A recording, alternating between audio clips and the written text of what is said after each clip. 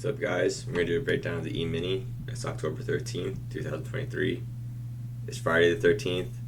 Hopefully you guys didn't lose money, made some money on the downtrend today.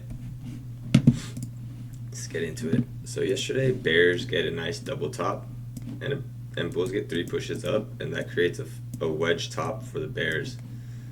A bear flag with a wedge. They get a overall double top and a micro double top that is a reliable pattern. Bulls sell out. Bulls sell out their position here. They get trapped at the last high one, and the market starts dumping and running stops hard. We sold it for about 2 hours. It's really good for the bears, bad for the bulls. I think this leg is really damaging for the overall 3-4 day bull trend we've had. It just looks bad, you know. So let's get into today's price action. Today we got the majority of the money was made on the sell side, but I think there was a couple moves the bulls made some money on.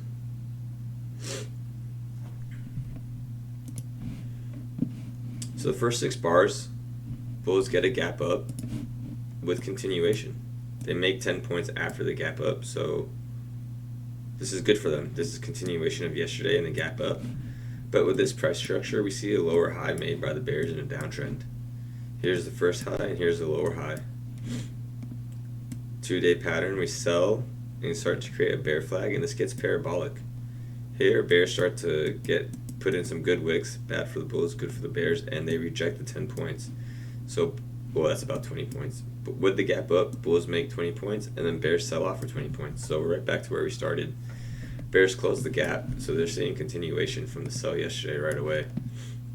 It's about the first 6 bars show us selling pressure, and bulls cannot keep bars above the EMA. Bears are closing bull gaps, but as of right now, bulls are not closing bear gaps. We won't know till later on what the price action tells us, but we have open bear gaps, and this is a pretty big candle too. So altogether, bears are putting in gaps and showing strength in the markets within the first hour of the day.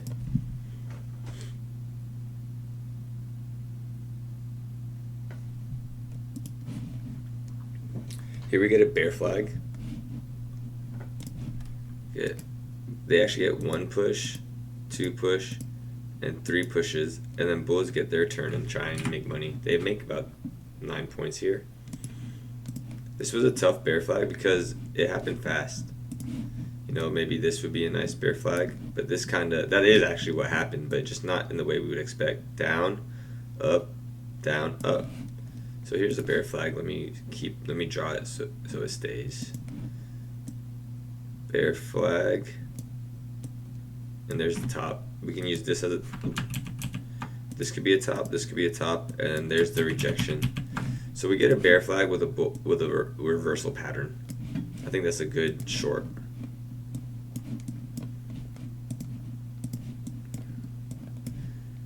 If we're gonna get short, I would go for a leg 1, leg 2 here, and I would have a conservative target, which would be about 10 points, and then the extended target, which would be about 20 points, which I would put at the low. So one target I put at the high of the pullback, and one target I put at the low of the pullback, and then these 2 is kind of what I'm looking at. No, excuse me. This one and this one. Yeah, that was right. This is the conservative target. This is the extended target.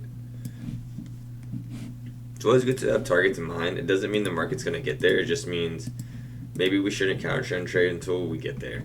That's the way Al Brooks puts measured moves, is they're not absolute. They just help us not take counter trend trades. This is reliable to me. After a sell, the markets can see this sell, lower high, bear flag, double top, and a 2-bar rejection. That's about 3 confluences to get short. Although we are shorting range lows, so I understand if you didn't want to take this short, maybe you wait for continuation, or maybe you put a stop under this bar, because this could be a bull trap just as well. They get a double bottom and take off. So there's no risk-free trading. That's what trading is. Oof.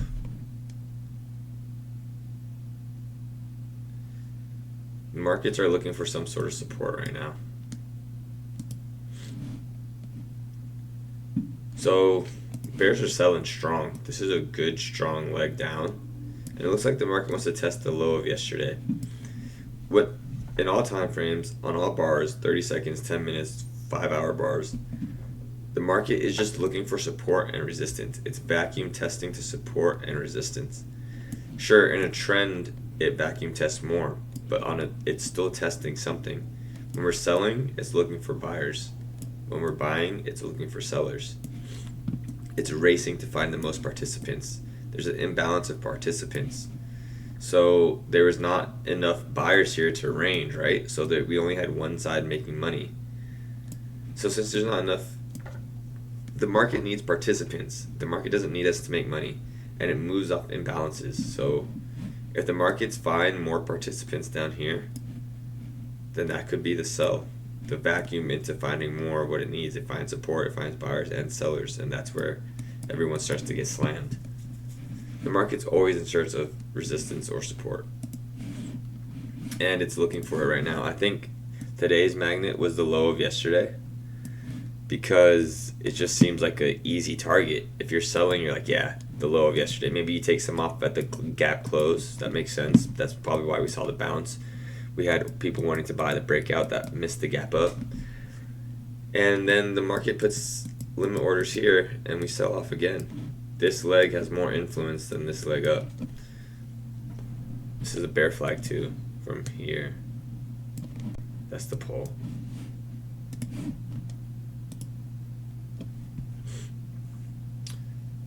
Looks like the markets do find a new low actually. The market ES E-mini. This was yesterday's low. Make it red so everyone can see. And the market does make a new low, but look at the close.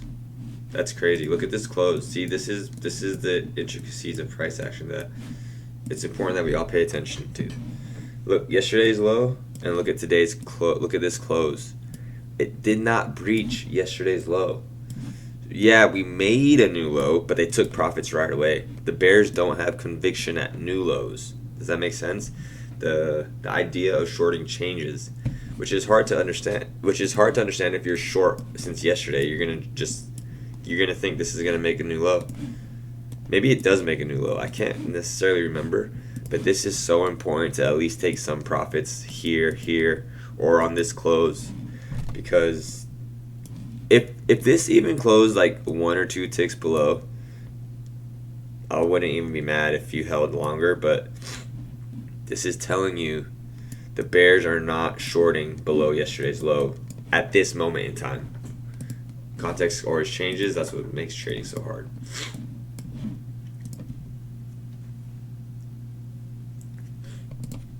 Okay, so the markets are range bound.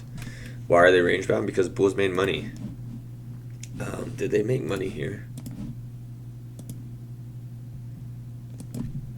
So that's a hard grab if you're a day trader. I'm like an individual day trader. I'm sure institutional bulls made that 10 points, but that 10 points lets us know something's up with the downtrend, because I can't remember a downtrend where bulls made money, unless it was a range, unless it was a downtrend, a leg and a down. Unless it was a downtrend within a range and bulls were having deep pullbacks. So, but in this context, we have a tight bear channel. It's a tight bear channel. It doesn't have to be perfect because, like, it's pretty tight, you know, like, to just get the idea that, bang, they broke out and then we get a channel and retest. Per Al Brooks, beginner traders should not go long until we see a test of the extreme and maybe even another market structure put in. Reversals are hard to trade. I know I get riggedy wrecked looking for reversals, so I've been trying to tell myself continuation trades until I can get consistently profitable. So yeah, trend line break. Steep trend line, heavy selling. First time bulls make money. Retest the channel low. This would be the channel low. That bull bar is the channel low. And I think this retest was just so close, the market was like, we're going to tag yesterday's low. And it ultimately does fail, and bulls get that first nice 2-legged pullback. Leg 1, leg 2. I'm going to clean up the chart a little bit. You guys can see this trend line. And trend lines are happening 24/7. Here's a trend line. Doesn't mean it's going to get respected. but here's support and here's support. So we just draw trend lines. Here's a very steep trend line. I bet it. Let's see what happens if it breaks. Break of the trend line. Look, this was so steep. Look, check this out. It still happened the same way I explained it earlier on this trend line. Break the trend line, retest. This is steep, so you guys might not want to say like, oh, it didn't retest, but it literally does. It literally is retesting the trend line. You guys saw me connect these points, and then I hit play. So price action is fractal. I honestly did not have this trend line up trading. I didn't trade today, but this is why we review, so we can start to learn these little nuances like this. Why is this wicking here? It's a double top in a downtrend. That means bulls tried to buy this. They got trapped and they got out here. Bulls dump, bears sell. We get back to the low. Speaking of trend channel retests, what about if we drew a trend line like this? And now the trend line broke and we're retesting the low. You see? Previous low. There's lots of ways to do this.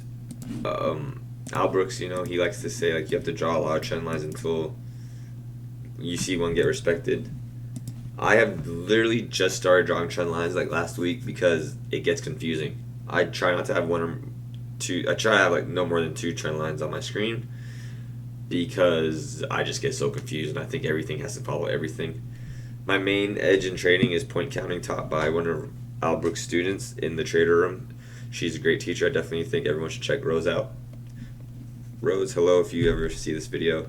I'm a point counter, and but yeah, back to the trend lines. Trend lines, everyone uses trend lines, steep trend lines, wide, broad trend lines.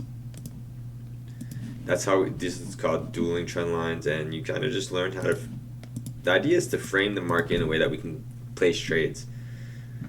Al Brooks says that beginners should not be trading 24/7, and I agree. I am learning how not to trade 24/7, but I do want there to be a time in my life where I can just trade. Like, I'm going to start practicing trading the open and just trading consolidations, trading ranges, trading trends. So it's always good to just understand how are other traders finding trades. Other traders saw this as a great bull bar and put limit orders around the low, and that gave a head and shoulders appearance. And this strong wick isn't good for the bears. Not good for the bulls either. They would want to see it go straight up. So it's just like we just keep adding context, keep grinding out our edge together, grind it out, and one day we're all going to be partying together. It's going to be fun. I almost stopped the video. The video's not over. We're going to keep going. Halfway through the day.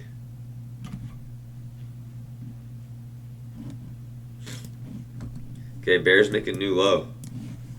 So bulls get the trend line break, and I think they get trapped here. I think this wick, a lot of bulls wanted to see a double bottom major trend reversal. I think they get trapped, and bears quickly make a new low. Once again, bears had no conviction here. Maybe the time of the day's changed. Maybe they get conviction, but we're also in a range because bulls got 2 legs and over 10. They made 20 points. From here to here is 20 points. Bulls don't make 20 points in a trend. So this could be a leg in a range.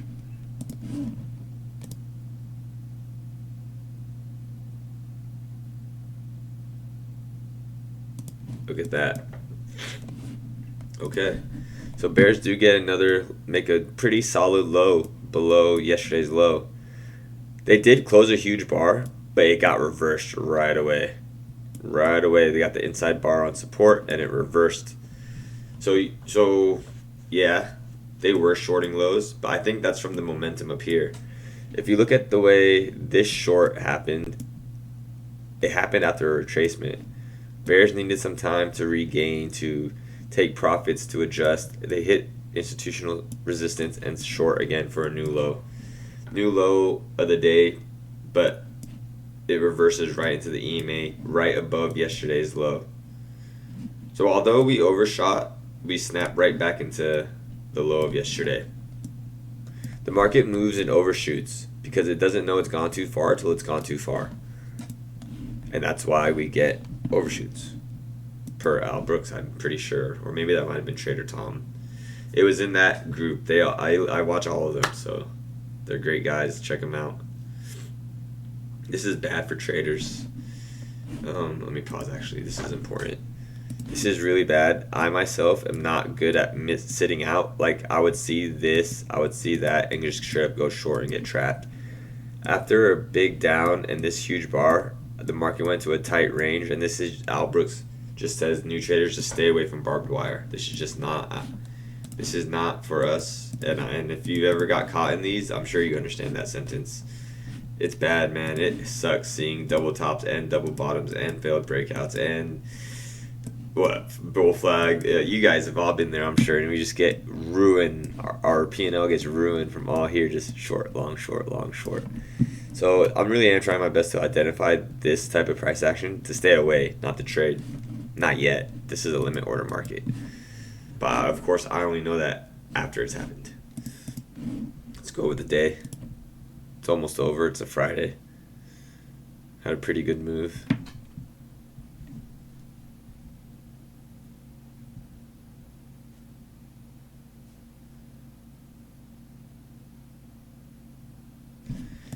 So this was tough to trade after that bull bar happened. Inertia, the bear's inertia stopped. The market moves off inertia. What happens will keep on happening until a greater force comes along and stops it. In this situation, this was the greater force. And look at that, man. It's an expanding triangle, no doubt about that. Got kind of 1, 2, 3, and then we have 1, 2, 3. I'm gonna keep the lines actually up. So here's the expanding triangle. Expanding triangle is the market gets glued to the apex. It's about the apex, and we have to wait. This is not meant for. This is tough. This. I could see myself going short here, and I don't know if I would take profits. I really don't. I don't know if I would take profits. I don't know. It's hard to say because this bar's here, but we're so close to the low. And then look, just like over here with this wick, bulls had their limits at lows, and this time it goes up back to the 50%, the apex of the triangle. But they can't keep the bar closed, and bears push it down. Bulls try and stay above the apex, bears push it down. Bulls pick it up, push it down again, and they push it down. So bears are trying to make a statement here. Since yesterday, they've been in control, in my opinion. You could definitely make money on the long side. I personally am trying my best to just take with trend entries until I get good. It is recommended beginner traders just completely avoid counter trend trading and barbed wire. This is barbed wire, this is barbed wire, and this is counter trend trading. Now, honestly, I do think I would get long after this candle because of the continuation. The problem with that is, so I'm saying I would get long here or here. The issue with this is I don't know if I'm going to be fast enough to get this entry. This is the real entry. This is a good entry. This is a low 1. This is a low 2. In the previous video, I was talking about low 1s and low 2s and high 1s and high 2s and how what's a trap and what's not a trap. So here we have a high 1 and a high. We have a high 1, high 2, low 1, low 2. That's hard to say. Let me H1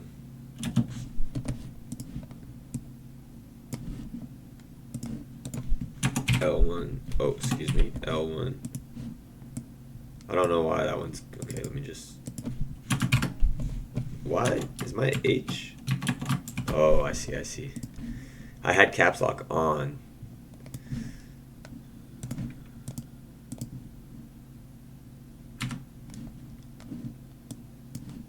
That's a low 1 right here. Oh,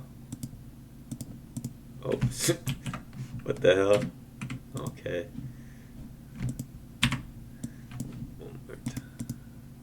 Okay, I know what to do. Stop watching me. I'm joking. Okay, so L1, I2,